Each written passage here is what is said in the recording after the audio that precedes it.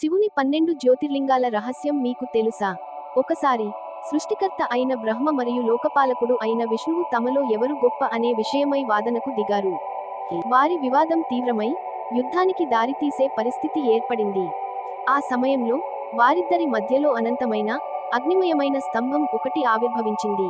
ఆ తేజోమయమైన స్తంభం యొక్క మొదలు, చివర తెలుసుకోవడం ఎవరికీ సాధ్యం కాలేదు.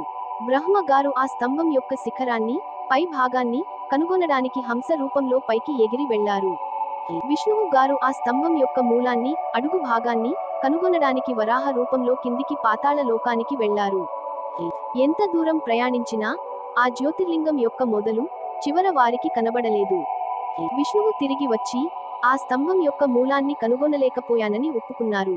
కాని బ్రహ్మ గారు మాత్రం ఆ స్తంభం పై భాగాన్ని చూశానని, దానికి సాక్షిగా కేతకీ పుష్పాన్ని, మొగలి పువ్వును చూపించి అసత్యం పలికారు. అప్పుడు ఆ అనంతమైన తేజో స్తంభం మధ్య నుండి సాక్షాత్తు శివుడు ప్రత్యక్షమయ్యారు. అసత్యం పలికినందుకు శివుడు ఆగ్రహించి బ్రహ్మకు భూలోకంలో పూజలు తక్కువగా జరుగుతాయని శపించారు. అలాగే బ్రహ్మకు సాక్ష్యం చెప్పిన కేతకీ పుష్పాన్ని కూడా తన పూజలో ఉపయోగించకుండా నిషేధించారు. బ్రహ్మ, విష్ణువులు తమ పొరపాటును తెలుసుకొని శివుడిని వేడుకోగా, శివుడు వారి కోరిక మేరకు భక్తుల దర్శనం కోసం ఆ తేజోమయమైన స్తంభాన్ని 12 వేర్వేరు ప్రాంతాలలో జ్యోతిర్లింగాలుగా వెలిశారు.